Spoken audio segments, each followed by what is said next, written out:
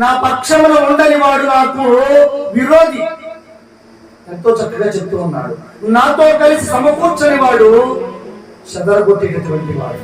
ఈ లోకంలో చాలా మంది దేవుని పక్షమున ఉండేటటువంటి వారు అతి తక్కువ మంది. దేవుని పక్షమున ఉన్నట్లుగా నటిస్తూ లోకంలో ఎన్నో రకాలైనటువంటి విషయాలలో వారు బహుశ్రేష్ఠులుగా కనబడతా ఉన్నారు. మనం చాలా జాగ్రత్తగా దేవుని వాక్యాన్ని పరిశీలించాలి. ఆయన ఏం చెప్తూ ఉన్నాడంటే ఆయనతో కలిసి సమకూర్చాలంటున్నాడు. మనం ఆయనతో సహవాసం చేస్తూనే, ఆయనతో కలిసి జీవిస్తూనే మనం ఏం చేయాలి?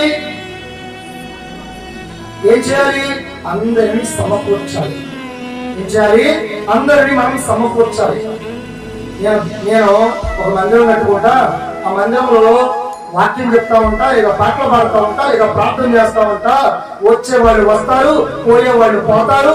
మిగతా వాళ్ళ గురించి నాకెందుకు, నేను నా కుటుంబం ప్రార్థన చేస్తా ఉన్నాను కదా అనుకునేది దేవుడు సమకూర్చేటటువంటి పని కాదు. మరేమిటి అంటే దేవుడు ఏం చేశాడు? ఆయన పక్షాన ఉంటూ దేవుడు ఏం చేశాడు? యేసు ప్రభు లోకానికి వచ్చాడు కదా, ఆయన లోకానికి వచ్చి ఏం చేశాడు? ఒక చోట మందిరం కట్టుకొని ఆ మందిరంలో కూర్చొని ప్రార్థన చేస్తూ ఆయన దగ్గరకు వచ్చేటటువంటి వాళ్ళ కోసం ప్రార్థన చేశాడా? లేదా ఆయన పాటలు పాడుతూ ఉంటే ఆయనతో పాటుగా ఎవరైతే ఆయన పాడుతూ ఉన్నాడని చెప్పేసి మిగతా వాళ్ళు ఆయన పాటలు పాడుతున్నాడని వచ్చారా?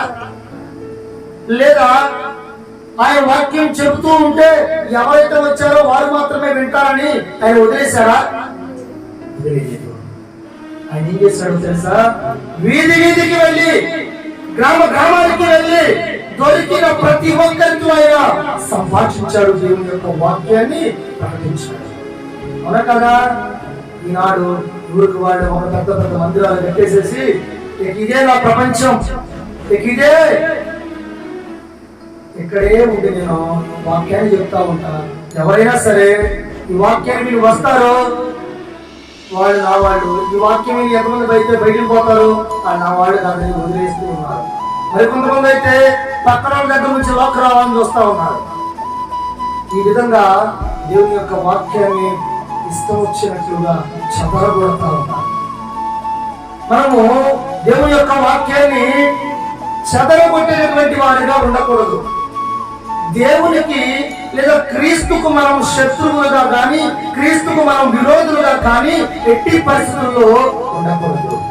దేవుడు చెప్పిన మాట ఏమంటే నా పక్షంలో ఉండని వాడు నాకు విరోధి, నాతో కలిసి సమకూర్చినటువంటి వాడు చెదరగొట్టినటువంటి వాడు. ఏ సమయంలోనైనా సరే వాడు క్రైస్తవులుగా మారిపోయి వాడిని బలపరచడానికి మనం ప్రయత్నించాలి. వాడిని మనం మరింతగా దేవునిలో ఉండడానికి కావలసినటువంటి సహాయం మనం చేయాలి. అంతేగాని ఈ సంఘంలో బాగా చెప్పట్లేదా, ఈ సంఘంలో బాగా అదే లేదా ఇది లేదా అని చెప్పి వాళ్ళని మనం చెదరగొట్టే ప్రయత్నం మనం చేయకూడదు. నిజాలేంటో తెలియచేయాలి. ఏది సరైన క్రమమైన వాక్యం ఏదో మనం తెలియచేయాలి. ఇంకా మనం దేవుని యొక్క వాక్యం మనం చూసినట్లయితే మొదట మనం ఏం చేయాలి? దేవుని యొక్క శిష్యుడుగా మనం చేయాలి. మొదట మనం దేవునిలోకి వచ్చే ముందు మనం ఏం చేయాలంటే దేవుని యొక్క శిష్యుడుగా మనం చేయాలి. అవునా కదా? దేవుని యొక్క శిష్యుడిగా చేయాలి. ఎప్పుడు మనం దేవుని యొక్క శిష్యుడు అవుతామంటే తండ్రి, కుమార, పరిశుద్ధాత్మ నామములోకి మనం ఎప్పుడైతే బాప్తిస్మం పొందుతామో అప్పుడు మనం దేవుని యొక్క శిష్యుడిగా చేయబడతామని దేవుని యొక్క వాక్యం బోధిస్తాము. ఎప్పుడైతే మనం శిష్యుడిగా చేయమో అప్పటి నుంచి ఆయన శిష్యునికాన్ని పొందినటువంటి మనము నిజమైన శిష్యుడిగా మనం పనిచేయాలి. అవునా కదా? దేవుని వాక్యం చూసిన 14వ అధ్యాయం లోకాసు వార్తలో 14వ అధ్యాయం 33వ వచనంలో చక్కని మాట రాయబడింది. చూద్దాం. ఆ ప్రకారమే నీలో తనకు కలిగిన అంతయు విడిచిపెట్టని వాడు నా శిష్యుడు కానేడు. తండ్రి, కుమార, పరిశుద్ధాత్మ నామములోకి మనం బాప్తిస్మం పొందిన తర్వాత మన లోకములో యథార్థమైనటువంటి జీవితాన్ని జీవిస్తూ ఉంటాం. యథార్థమైనటువంటి జీవితంలో మనం జీవిస్తా ఉంటే ఇప్పుడు దాకా బ్రతికిన బ్రతకంతా ఇది తప్పనే కదా మనం బాప్తిస్మం పొందింది, ఇప్పుడు దాకా ఇలా నడిచామనే కదా మరలా నూతనమైన జీవితంలోకి మనం రావాలనుకుంది. మరి ఇప్పుడేమో అన్ని పొందిన తర్వాత మరి ఏం చేస్తా ఉన్నాం? యథావిధమైన జీవితాన్ని అలా జీవిస్తా ఉంటాం. అలా జీవించినటువంటి మనకు దేవుని యొక్క శిష్యులుగా ఉండే అర్హతను కోల్పోతాం. దేవుని యొక్క శిష్యులుగా ఉండేటటువంటి వాడు నీకు కలిగినదంతా విడిచిపెట్టి నన్ను వెంబడించాలి. అలా ఎవరైతే నన్ను వెంబడిస్తారో వాడు నా శిష్యుడు అవుతాడని దేవుడు చెప్తా ఉన్నారు. విడిచిపెట్టని వాడు నాకు శిష్యుడు కాలేడని ఎంతో చక్కగా దేవుని యొక్క వాక్యం తెలియజేస్తా ఉన్నాడు. కానీ ఈనాడు ఉన్న దానికంటే అధికముగా సంపాదించుకోవడంలోనే జీవితాన్ని ఎక్కువ మంది మలుచుకుంటున్నారు. అయితే విడిచిపెట్టని వాడు నాకు శిష్యుడు కానివ్వడంటున్నాడు. అంటే విడిచిపెట్టి ఏం చేయమంటున్నాడు అంటే దేవుడు ప్రతి చోటకు నువ్వు వెళ్ళి దేవుని యొక్క వాక్యాన్ని బోధించాలి. ప్రతి గ్రామానికి వెళ్ళి దేవుని యొక్క వాక్యాన్ని బోధించాలి. ప్రతి పట్టణానికి, ప్రతి పల్లెకు, ప్రతి మనిషి దగ్గరకు మనం వెళ్ళి వాక్యాన్ని బోధించాలి. అలా మనం కనుక బోధించలేకపోతే నేను మందిరం పెట్టుకోనగా వచ్చేవాడికి నేను చెప్తాగా, కూర్చున్న వాడికి నేను చెప్తాగా, వినేవాడికి నేను చెప్తాగా, మిగతా వాడు నాకెందుకు అనుకుంటూ నీ జీవితాన్ని ఇక్కడే నువ్వు వ్యర్థం చేస్తే నువ్వు నిజమైన దేవుని యొక్క సేవకుడు కాదు. దేవుని యొక్క సేవకుడు నువ్వు కాదని దేవుని వాక్యం సెలవిస్తా ఉంది. కాబట్టి మనం ఈ సమయంలో మనందరం కూడా దేవుని మాటలు ఏమయ్యాలో మనం జ్ఞాపకం చేసుకోవాలి. ఇంకా మనం చూసినట్లయితే లూకాసు వార్త 9వ అధ్యాయం 22వ వచనంలో ఒక మాట రాయబడి చూపిస్తాను నీకు. నా గడ్డి మీద చేయి పెట్టి వెనక్కి తిరిగి చూచువాడు దేవుని రాజ్యములకు పాత్రుడు కానేడు అంటున్నాడు. నా గడ్డి మీద చేయి, ఒక్కసారి నువ్వు శిష్యరికం పొందిన తర్వాత, ఒక్కసారి నువ్వు దేవుని శిష్యుడిగా చేరిన తర్వాత వెనక్కి తిరిగి నువ్వు చూడకూడదు. కాబట్టి దేవుడు చక్కగా మనకు తెలియజేస్తా ఉన్నాడు. ఈ లోకంలో సమస్తము విడిచిపెట్టి తిరిగినటువంటి అపోస్తలులు మనం గమనించవచ్చు.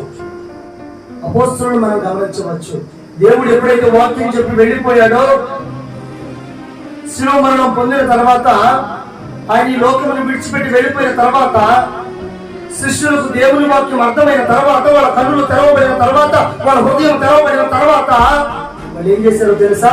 సమస్తమును విడిచిపెట్టి దేవుని యొక్క వాక్యాన్ని ప్రకటించడానికి వెళ్ళిపోయారు. చివరిలో వచ్చినటువంటి అపోస్తలుడు అయినటువంటి పౌలు కూడా ఏం చేశాడు?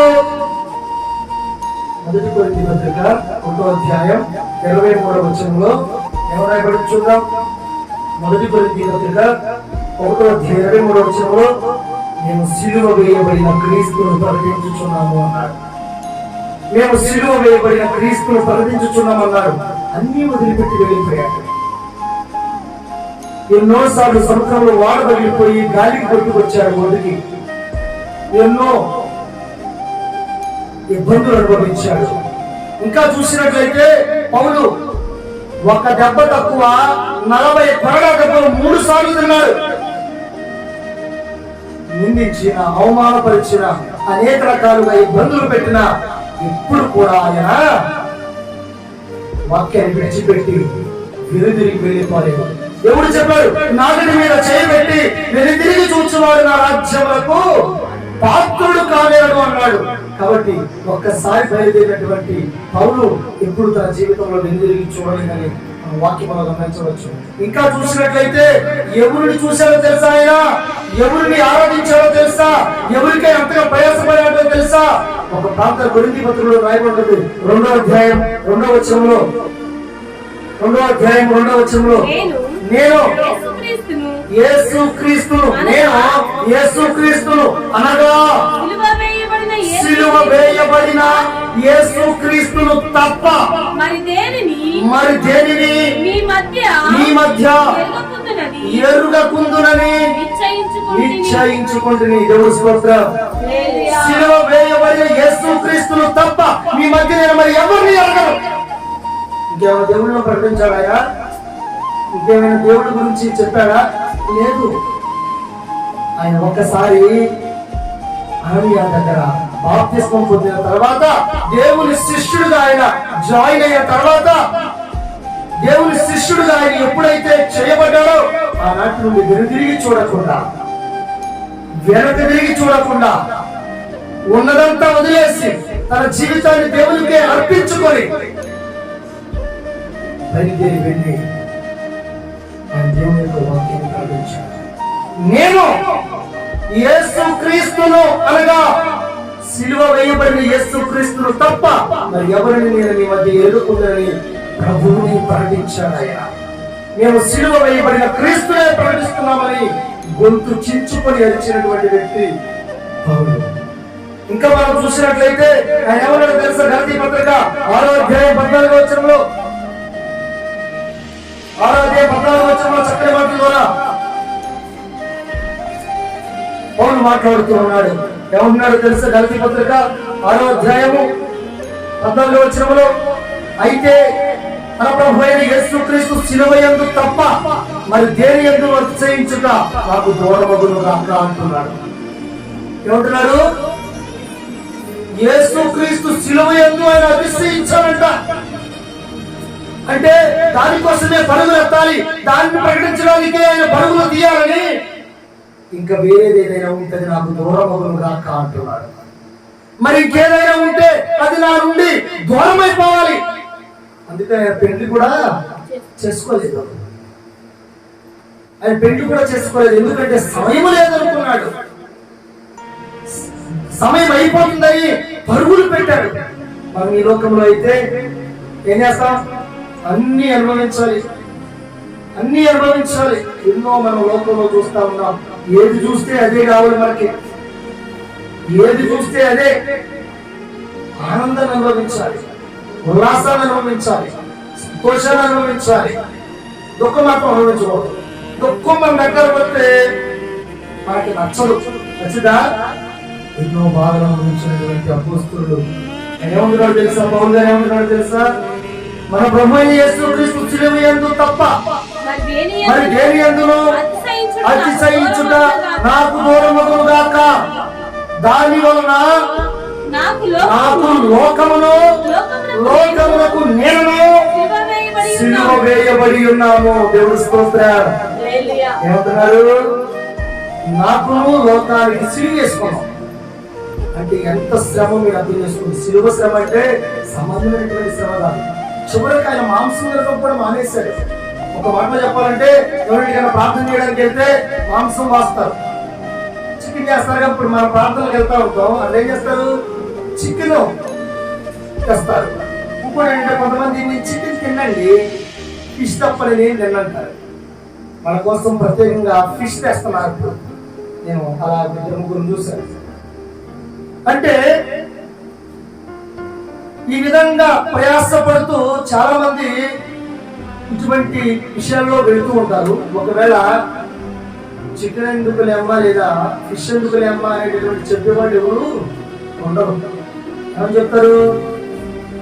ఇది తెస్తే ఇది తినాలని చెప్తే ఇంకోటి తీసుకొచ్చేలాగా వాళ్ళు ప్లాన్ చేసుకుంటున్నారు. ఇది కాదు కావాల్సింది. సమయం లేదు ఉందా? సమయం లేదు మనకి. దేవుని వాక్యమును ప్రకటించినటువంటి సమయంలో నువ్వు నానా రకాలైనటువంటి పనుల్లో పడి దేవుని యొక్క వాక్యాన్ని నిర్లక్ష్యం చేస్తే ఏం జరిగింది? దేవునికి లెక్క అప్పగించాల్సినటువంటి అవసరం ఉంది. దేవునికి లెక్క అప్పగించాల్సినటువంటి అవసరం ఎంత ఉంది మనం జ్ఞాపకం చేసుకోవాలి. మనము ప్రభువును వెంబడించాలి అంటే మత్తయి సువార్త 16వ అధ్యాయం 24వ వచనంలో ఒక మాట రాయబడింది. మత్తయి సువార్త 24వ అధ్యాయం 16వ వచనంలో, అప్పుడు యేసు తన శిష్యులను చూచి ఎవడైనను నన్ను వెంబడింపగోరిన ఎడల తన్ను తాను ఉపేక్షించుకొని తన సిలువనెత్తుకొని నన్ను వెంబడించవలెను. దేవుడి స్తోత్రం. ఎవడైనా నన్ను వెంబడింపగోరిన ఎడల ప్రభు అంటున్నాడు. నిజంగా నువ్వు నా పక్షంలో ఉండి, నువ్వు నిజంగా నా శిష్యుడు అయి ఉండి నన్ను నిజంగా నువ్వు వెంబడించాలని అనుకుంటే ఈ సమస్తము విడిచిపెట్టాలి, నీకున్నదంతా విడిచిపెట్టాలి. లోకంలో ఏ ఆశ నీ కలగకూడదు. నీ సిలువను వెతుకొని రావాలి. సిలువ అంటే ఏంటి తెలుసా? సిలువ అంటే ఏంటి? పాపానికి కారణమైనటువంటి శ్రమ అనుభవించడమే సిలువ. ప్రభు మనందరి పాపాలు నా భుజాన్ని వేసుకుని మోసాడు. ఇదిగో లోక పాపములను మోసుకొని పోగుచున్న దేవుని గొర్రెపిల్ల అని పిలవబడ్డాడు ఆయన. జ్ఞాపకం చేసుకోవాలి. లోకంలో నువ్వు దేని చూసి ఆశపడుతున్నావో అది పాపం, నువ్వు దేని చూసి ఇష్టపడుతున్నావో అది పాపం. ఏది దేన్నైతే నువ్వు ఇష్టపడుతున్నావో దాన్ని అసహ్యించుకొని రావాలంటే ఎంత కష్టంగా ఉంటుంది కదా. అదే సిలువ అంటే దాన్ని త్యజించడమే సిలువ, దాన్ని వదిలించుకోవడమే సిలువ, దాన్ని విడిచిపెట్టడమే సిలువను ఎత్తుకుని రావడం. అంటే ఈరోజు ఒక ఫంక్షన్ జరుగుతుంది,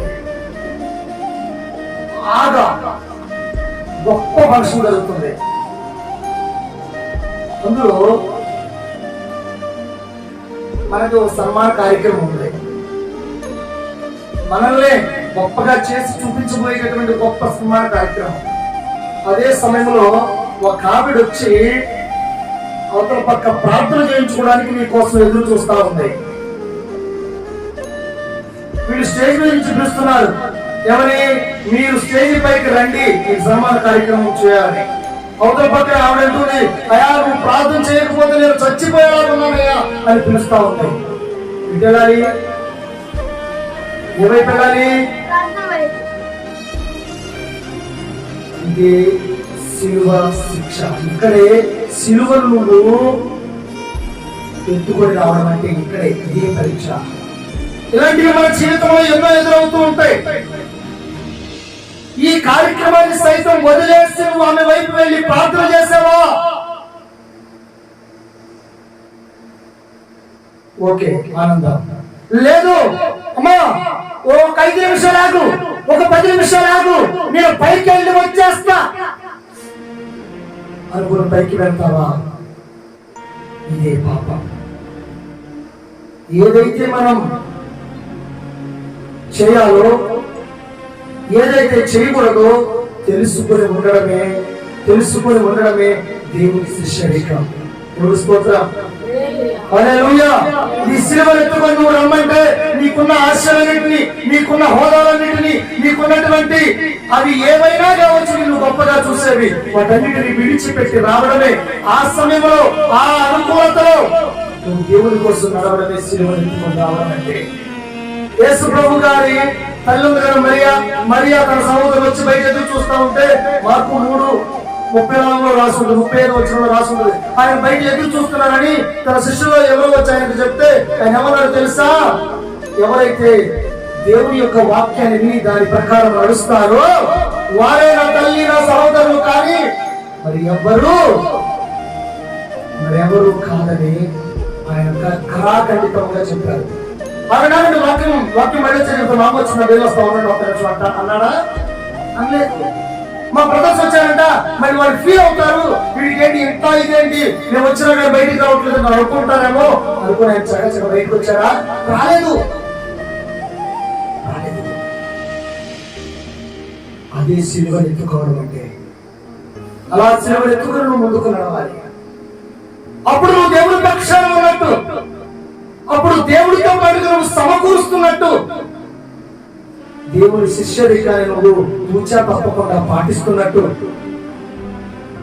కాబట్టి ఒకనొక సందర్భంలో పేతురు గారు ప్రభు దగ్గరకు వచ్చారు. అంటే శిష్యులందరూ కూడా అక్కడే ఉన్నారు. ప్రభు ఏమన్నాడంటే, మనుష్య కుమారుడు 3వ దినమున మరణించి అనేక శ్రమలు అనుభవించి మళ్ళీ తిరిగి లేస్తాడు అని చెప్పాడు. చెబితే వెంటనే పేతురు గబగబా ముందుకు వచ్చి మత్తయి సువార్త 16:23 రాసుకుంటాడు. వెంటనే పేతురు దగ్గరకు వచ్చి అది నీకు దూరం కాక అన్నాడు. ఏమన్నాడు? అది నీకు దూరం అయిపోవాలి ప్రభు అన్నాడు. అనగానే వెంటనే ప్రభు అన్నాడు, సాతానా నా వెనుకకు పొమ్ము, నీవు నాకు అభ్యంతర కారణముగా ఉన్నావు. నీవు మనుషుల సంగతులను తలంచుచున్నావు గాని దేవుని సంగతులను తలంపకై ఉన్నావు అన్నాడు. ఇప్పుడు ఏ మనిషికైనా కష్టం వచ్చిందనుకో, శ్రమ వచ్చిందనుకో, బాధ వస్తుందనుకో ఏం చెప్తూ కలవాకు, అది అలా వెళ్తే నీకు బాధ వచ్చింది, కష్టం వచ్చిందని చెప్తాడు. పేతురు గారు కూడా పెద్ద రకంలో ఉన్నాడు కదా, వయసులో పెద్దోడు కదా, ఆయన అంటున్నాడు నువ్వు అలా వెళ్ళొద్దయ్యా అంటున్నాడు. మనిషి కుమారుడు అనేక మంది కొట్టి చిత్రహింసలు చేసి అనేక రకాలుగా బాధించి చంపేస్తాడు. అయినా నేను అదే కావాలని కోరుకుంటున్నా, మరలా 3వ దినాన నేను లెగుస్తాను అని చెప్తున్నాను. వెంటనే పేతురు గారు అంటున్నాడు, నీకు అలా జరగడానికి వీల్లేదు, నిన్ను అలా కొట్టి చంపి హింసించి నిన్ను ఆ విధంగా చేయడం ఇష్టం, అది నీకు దూరమైపోవాలి. దూరమగులు కాక అంటున్నాడు. పక్కన ఆమె అన్నాడా? వెంటనే ప్రభు అన్నాడు, సాతానా నువ్వు మనుషుల సంగతులను తలంచుతావు. మనుషుల్లాగా ఉంటుంది అనుకుంటున్నావా దేవుని శిష్యరికం అంటే?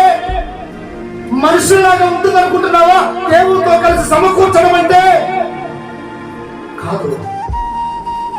ఎన్నో రకాల ఇబ్బందులు వస్తాయి. దేవునితో కలిసి నువ్వు సమకూరుస్తున్నావంటే ఎన్నో రకాలైనటువంటి శ్రమలు వస్తాయి. దేవునితో కలిసి నువ్వు సమకూరుస్తున్నావంటే ఎన్నో రకాలైనటువంటి బాధలను అనుభవించాల్సి వస్తుంది.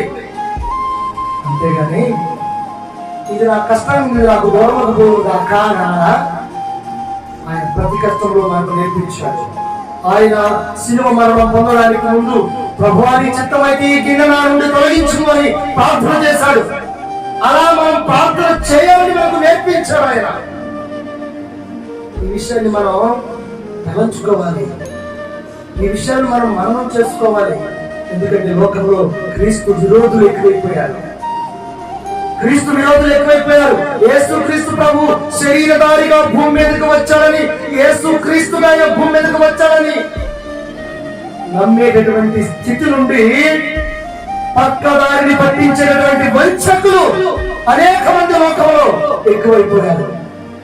యోహాను రాసినటువంటి మొదటి పత్రిక ఒక్కసారి మనం చూసినట్లయితే అక్కడ యోహాను గారు చాలా చక్కగా ఆ వాక్యాన్ని రాయడం జరిగింది.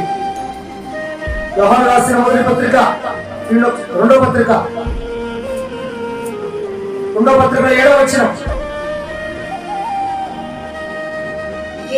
యేసుక్రీస్తు శరీరధారి అయి వచ్చెనని ఒప్పుకొనని వంచకులు అనేకులు లోకములో బయలుదేరి ఉన్నారు. అట్టివాడే వంచకుడును క్రీస్తు విరోధి అయి ఉన్నాడు. స్తోత్రం. ఎవడు దేవుని విరోధి, ఎవడు దేవునికి శత్రువు అంటే ఆయన పక్షమున ఉండని వాడే క్రీస్తు విరోధి.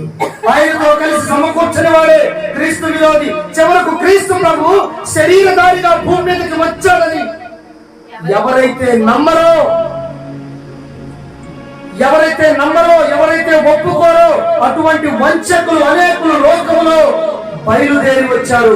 వాళ్ళే క్రీస్తు విరోధులని దేవుని యొక్క వాక్యం స్పష్టంగా చెప్తా ఉంది. అటివాడే వంచకులను క్రీస్తు విరోధులై ఉన్నారు. మేము మీ మధ్యను నెరవేర్చిన కార్యములను చెడగొట్టుకొనక మీరు పూర్ణ ఫలము పొందునట్లు జాగ్రత్తగా చూసుకుని అంటున్నారు యోహాను గారు. స్తోత్రం. కాబట్టి మనం బహు జాగ్రత్త కలిగి మనం దేవుని యొక్క వాక్యాన్ని మనం పరిశీలన చేసుకోవాలి. మొదటి యోహాను పత్రిక 4వ అధ్యాయం 2-4 చూసినట్లయితే చక్కగా మనకు అర్థమవుతా ఉంది. యేసుక్రీస్తు శరీరధారి అయి వచ్చెనని ఏ ఆత్మ ఒప్పుకొనునో అది దేవుని సంబంధమైనది, వాడే దేవుని సంబంధమైన వాడు. ఆ ఆత్మే దేవుని సంబంధమైనటువంటి ఆత్మ. ఏ ఆత్మ యేసును ఒప్పుకొనదో అది దేవుని సంబంధమైనది కాదు. దీనిని బట్టి దేవుని ఆత్మను మీరు ఎరుగుదురు. క్రీస్తు విరోధి ఆత్మ వచ్చునని మీరు విన్న సంగతి ఇదే. దేవుని స్తోత్రం. ఎవరైతే క్రీస్తు ప్రభు శరీరధారి వచ్చాడని నమ్మరో వాళ్ళే క్రీస్తు విరోధులు. క్రీస్తు విరోధి ఆత్మలు. క్రీస్తు విరోధి ఆత్మలు. మరి మన హృదయంలో ఏ ఆత్మ ఉంది? మన హృదయంలో కూడా ఒక ఆత్మ ఉందిగా. రోమపత్రిక తీయండి ఒకసారి.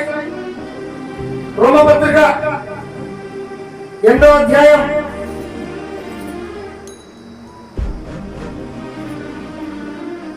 9వ వచనం. రోమపత్రిక. దేవుని ఆత్మ. ఏ ఆత్మ ఉందో మన హృదయంలో? దేవుని ఆత్మ మీలో నివసించి ఉన్న ఎడల మీరు ఆత్మ స్వభావము కలవారే కానీ శరీర స్వభావము కలవారు కారు. దేవుడి స్తోత్రం. ఏ ఆత్మ మనలో? దేవుని ఆత్మ మనలో నివసించుచున్నది. దేవుని ఆత్మ మనలో నివసించుచున్నది కాబట్టి మనమందరం కూడా ఆత్మ స్వభావం కలిగినటువంటి వారము. తర్వాత చూసినట్లయితే ఎవరైనాను క్రీస్తు ఆత్మ లేనివాడైతే వాడు ఆయన వాడు కాదు. వాడు క్రీస్తు విరోధి ఆత్మ కలిగి ఉన్నవాడని మనం జ్ఞాపకం చేసుకోవాలి. దేవుని స్తోత్రం. దేవుని ఆత్మ మన హృదయంలో ఉండాలి. మన హృదయంలో దేవుని ఆత్మ లేకపోతే, క్రీస్తు ఆత్మ కనుక మనలో లేకపోతే వాడు దేవుని వాడు కాడు. ఆయన క్రీస్తు వాడు కాడు. మనం చాలా జాగ్రత్తగా, ఎందుకంటే ఈ హృదయమే దేవుని ఆలయం అని మీరు ఎరుగరా? దేవుని ఆత్మ మీలో నివసించుచున్నాడని మీరు ఎరుగరా అని 1 కొరింథీ పత్రికలో రాయబడింది. కాబట్టి మనమందరం కూడా, ఇంకా మనం చూసినట్లయితే రోమపత్రికలో ఉంటుంది, దేవుని ఆత్మ చేత ఎందరూ నడిపించబడుతున్నారు వారందరూ దేవుని కుమారులై ఉన్నారు. మీ అందరికి తెలియాల్సినటువంటి ఒక విషయం ఉంటుంది. రోమపత్రిక 8వ అధ్యాయం 18వ వచనంలో ఏమో రాసింది తెలుసా? 8వ అధ్యాయం 18వ వచనంలో దేవుని కుమారుల ప్రత్యక్షత కొరకు ప్రత్యక్షము కాబోవు మహిమ ఎదుట ఇప్పటి కాలపు శ్రమలు ఎన్నదగినవి కావని ఎంచుచున్నాను. దేవుని కుమారుల ప్రత్యక్షత కొరకు సృష్టి మిగుల ఆశతో ఎదురు చూస్తా ఉందంట. దేవుని స్తోత్రం. ఈ సృష్టి దేవుని కుమారుల ప్రత్యక్షత కొరకు ఎదురు చూస్తా ఉంది. కాబట్టి మనము దేవుని పక్షముగా పోయి, దేవుని పక్షముగా ఉండి, దేవునితో సహవాసము చేస్తూ, దేవుని శిష్యరికమును పరిపూర్తి చేస్తూ అనేక మందిని సమకూర్చేవారిగా ఉండాలి. అనేక మందిని మనం అందరము కూడా దేవుని ఎదుట పరిపూర్ణులుగా, నిష్ఫలులుగా, పరిపూర్ణత్వంలోకి తీసుకొచ్చినటువంటి వారిగా మనం అందరం ఉండాలి. అంతేగాని దేవునికి విరోధులైనటువంటి వారుగా మనముండి అనేక మందిని దేవునికి విరోధులుగా ఎప్పుడూ చేయకూడదు. మనమందరం కూడా దేవుని యొక్క ఆత్మను కలిగిన వారం కాబట్టి ఆ ఆత్మను పొందుకున్నటువంటి మనం, క్రీస్తు ఆత్మ మనలో ఎలా వసించుచున్నాడో అలానే మనమందరం కూడా నడుచుకునే విధంగా క్రీస్తును పోలి మనమందరం నడుచుకోవాలని దేవుని వాక్యం సెలవిస్తూ ఉంది. మన మొదటి యోహాను పత్రికలో మనం ఒకసారి చూసినట్లయితే, మొదటి యోహాను పత్రికలో 4వ అధ్యాయంలో 4వ వచనంలో ఏమని రాయబడింది తెలుసా? చిన్న పిల్లలారా, మీరు దేవుని సంబంధులు, మీలో ఉన్నవాడు లోకంలో ఎవరున్నారు? లోకంలో క్రీస్తు విరోధి ఆత్మలు ఉన్నాయి. క్రీస్తు విరోధి ఆత్మ సాతాను ఉన్నాడు. కాబట్టి వాళ్ళందరూ భ్రమపరుస్తూ ఉన్నారు. కాబట్టి ఇక్కడ యోహాను గారు ఏం చెప్తూ ఉన్నారంటే, చిన్న పిల్లలారా మీరు దేవుని సంబంధులు, మీలో ఉన్నవాడు లోకంలో ఉన్నవాడి కంటే గొప్పవాడు కనుక మీరు ఆ ఆత్మ మీలో ఉన్నంత కాలం మీరు వారిని జయించి ఉన్నారు. దేవుడి స్తోత్రం. కాబట్టి వారు లోక సంబంధులు కనుక లోక సంబంధులైనట్టే మాట్లాడతారు. మీరు లోక సంబంధులు కాదు కాబట్టి, క్రీస్తు ఆత్మ మీలో ఉన్నాడు కాబట్టి మీరందరూ కూడా క్రీస్తు మాట వింటారు. మీ మాట వాళ్ళు వింటారా? వినరు. వారి మాట లోకంలో ఉన్న వాళ్ళు వింటారు. ఇదే నిజమని దాని వెంటే నడుచుకుంటూ పోతారు. యేసుక్రీస్తు శరీరధారిగా భూమి మీదకి వచ్చారని చెప్పారనుకో, లేదు లేదు అని వాళ్ళు కనుక భ్రమపరిస్తే జనాలు కూడా, లోకంలో ఉన్న వారందరూ కూడా వారి వెంట పోతారు. ఎందుకంటే దీనిని బట్టి మనం అర్థం చేసుకోవాల్సిన విషయం ఏమిటంటే, ఏమంటున్నారు 6వ వచనంలో, మనం దేవుని సంబంధము, దేవుని ఎరిగినవాడు మన మాట విను, దేవుని సంబంధి కానివాడు మన మాట వినడు.